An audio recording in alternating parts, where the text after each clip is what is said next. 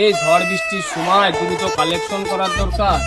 সে ম্যানেজারের আসার কথা সকাল সকাল, তা কো স্টেজ টাকা আনার সময় ছ্যাপ দিয়ে গুনিয়ে নেয় টাকা। আর এখানে সময়ের প্রতি কোনো জ্ঞান নেই। আসার কথা 9টায়, বাজে গেল 10টা। সে কোনে গেছে তা কবে কিনা আজকে আসুক। ও চাকরি করার কোনো কি ইচ্ছা নেই নাকি? ওর দেখিয়ে ছেড়ে দিল। আজকে আমার রাত্রি করে সকাল সকাল বাইরে গেল 9টা। এ চাকরি করে না, বউ আমার ছাড়েই না। চাকরি করছিল, তারপর যাই চাচার কাছে দেখি দেখি কয় দেখি রে। চাচা, আসসালামু আলাইকুম। ওয়ালাইকুম আসসালাম। চাচা, চলে আইছি গো। বাবা, তুমি এসে তোমার উদ্ধার করে দিয়েছো। এত দেরি হইলো কি জন্য শুনি? চাচা, বসেই কবো না দাঁড়ায় পড়েই কবো গো? চাকরি তুমি বসে কও। আচ্ছা, কি একটু ভুই কাটিলাম, এই যে বৃষ্টি হয়েছে, পানি বেজে গেছে। বৌমার কাছে হলো একটা গাবলা। আমার বৌমা আবার আইডে দিলে শাড়ি দিয়ে এবার মাটি পানিটা কিসে আসতি তথা দেরি হয়েছে হয়েছে, তোর ওসব কথা বাদ দে। ওই খুঁতেন দুটো বাইর কর, কালেকশনে বেরোতে হবে তাড়াতাড়ি। না দরকার কিছু না, তখন দাদা এই যে বলতে ওই ধানের খুঁতেনটা বাইর কর। ধান বাইর করতে দাদা আইলেন কোনটা দিলি? ধানেরটা আর কার নাম আছে দেখ, লাইন লাগাই রে। তো দিতি গলাম ধানের খুঁতেন, দিলি পাটের খুঁতেন। আচ্ছা গো, দেবো কি আর দিছি কি এই দিয়ে সে ধানের খেতে।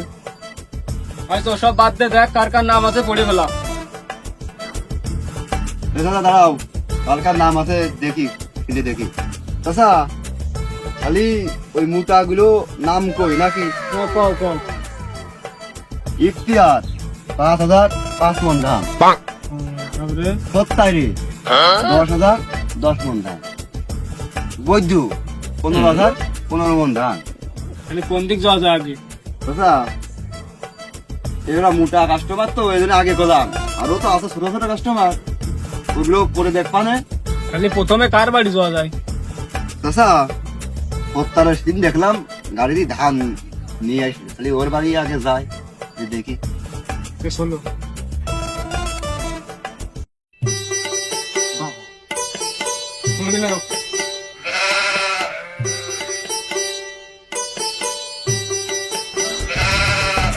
দাদা কি দেখো কি সুন্দর পাতা পাতা হয়ে যাবে। ধান দেওয়ার কোনো খোঁজ নেই তাহলে কোনে। সে টাকা নেওয়ার সময় সব বাড়ির ঘরে চলে যায়, আর এখন ধান নিতে আমার বাড়ির ঘরে আসছে। চলো আসো। পালা গান দিকে খুব ও সত্যাকে বাড়ি আসছিল। দাদা ওই দাঁড়িয়ে বসে আছে, উত্তর নাই না। আমি দেখি নেতার কাছে টাকা নিলাম, মানে ধান নীতি চলে আসে।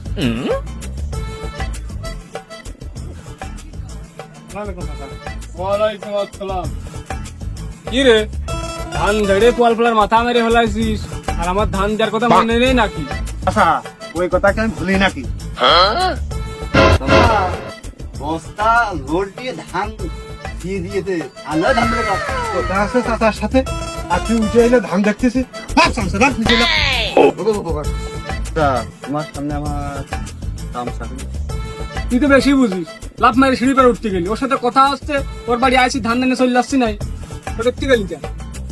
সত্যি রে, ওই ধান কটা বাইর করে ফেলো। রাহু, তোমার বৌমার কাছে বাপের বাড়ি জোরলি তোরা পড়ে সেনে গেছে, ধান দেখতেছো সব লাট মারা গেছে, একটা উড়ি হলো না, আমি বাস্তা করে দিয়ে দিয়া আসে উড়িওয়ালি। তারপর তোমার ধান আমি বাড়ি ভাত দিয়ে আসবা না, টাকা নিছি যেহেতু তোমার ধান আমি বাড়ি ভাড়ে দিয়ে আসবা না, তোমার আর আশা লাগবে না। সত্যি রে, ওই খালি ওই কোথায় কি রইলো, খালি ধান বেলায় বেলায় জন্য বাড়ির ঘর চলে যায়, আমরা চলে গেলাম।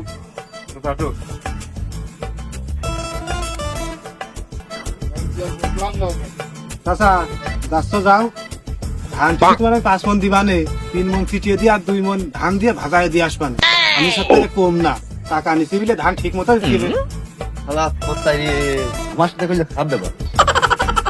ওবে টাকা দিতে আসু, ও দেখাই দিবা না মজা। ওই কি রে, অত পিছনে কা কি বিড়বিড় করছিস? তাড়াতাড়ি ভাই খাতা বার কর, এরপরে কার বাড়ি যাবো দেখ। ওই বৈদ্যর বাড়ি আছে যে এবার চল এই পাক দিয়ে চল যাই ওর বাড়ি। হ্যাঁ তাহলে আটো বৈদ্যর বাড়ি দেখে আসি।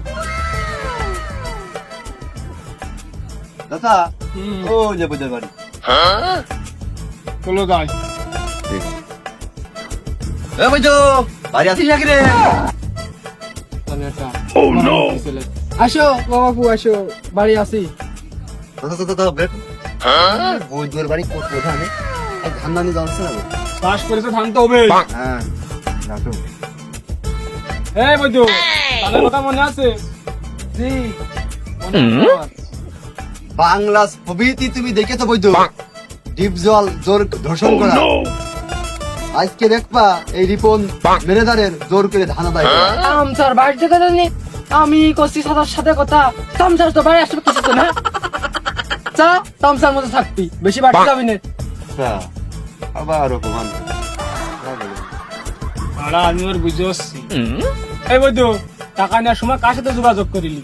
কে রিপনের সাথে? তোর টাকাটা গুনে দিল কিনা? কে ওই রিপনই। খালি তুই টাকা নিলি এর রিপনের কাছ থেকে, যোগাযোগ করলি রিপনের সাথে, খালি তুই ওর চামচা করছিস কে? ও আমার ম্যানেজার, তোর ম্যানেজার কবি আজকে। চাচা ভুল হয়ে গেছে আমার, ক্ষমা করে দিতে। চাচা ওই সময় তো আমি আবেগ কইলাম, বিবেক কাজ করিল না, কি করবো? হয়েছে হয়েছে। ওরে সুদের ব্যবসা রাখেছে ম্যানেজার, ও তো সামচাই করবো। ম্যানেজার করবো কি সামচা? আচ্ছা আমার বিশাল অপমান। ধান এর বাড়িতে না নিয়ে আমি দা এ যাই দা। আমি বাড়ি গেলাম, বাড়ি কাজে জানতি থাকো, আমি দাবো আসবো। খালি বস্তাটাও আনিস। কিন্তু তাই কি থাকবো না বস্তি টস্তি দিবি?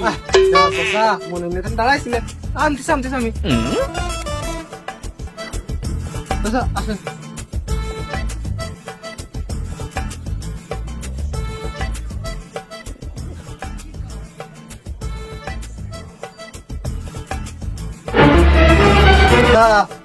বাড়ি বস্তা নিয়ে আইছি। আমি দেখো এই বৈদ্য, এটা বস্তা এটা দাড়ি, ধান ভরে দে তাড়াতাড়ি। চাচা জমি তো লাগাইলাম 1 বিঘে, 3 শতক জমির ধান বাড়ি না, সবই তো নষ্ট হয়ে গেছে। বৃষ্টি হলে আপনি দেখলেন না, ধান দেওয়াতে এবার কোনো পরিস্থিতি নেই। এরপরে এবার যখন পাট হয়, পাট বেশি করে দিয়ে দেবেন। না না না না, অনেক সময় ধান পাটে সময় মাপ। ধান মাপ। ফলটা বিদেশ পাঠাতে তার কাছ থেকে টাকা নিলাম, এখানে কি কাজ হয়ে গেল? আমার তো পথে বসার মতো কাজ হয়ে গেল। আচ্ছা ধান তো আপনি দেখলেনই, ওই কয়টা ওই দিয়ে দিলি আমি খাই পরে বাঁচবান কি? আচ্ছা ই আবার আমার ধান দেওয়ার কোনো লাইন নেই, বৃষ্টিতে সব তো নষ্ট হয়ে গেছে। কি একটা বিপদে পড়িস চাচা। না না না নেওয়ার সময় তো ছাদ দিয়ে গুনিয়ে নিয়েছো। আর এই যে ইসলামে লেখা আছে তুমি তোমার ধান দেওয়ার কথা রয়েছে, তুমি ধান দেখো। বৈদ্য, তোর আর কষ্ট করা লাগবেন না। এই রিপন যা, ধান মাওয়া শুরু কর। গাড়ি বস্তা নেই। আরে বস্তা আমি আসছি, ঘুরে নিয়ে আসি।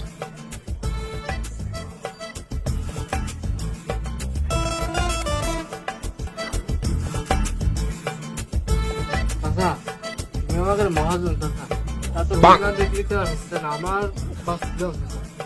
আমার লাইনটাও তো দেখতে হবে, আমার তো এই করেই খাতি হয়।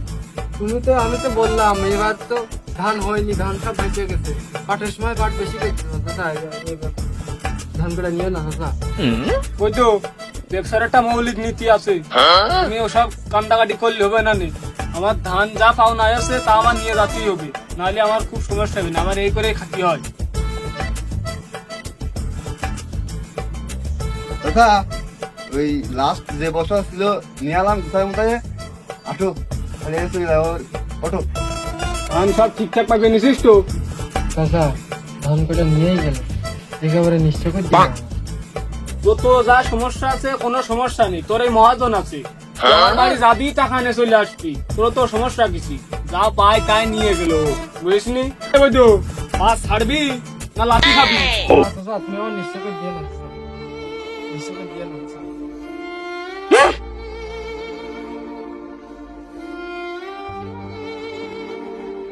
গরিবের পেটে লাথি মেরে নিঃস্ব করে দিয়ে চলে গেল।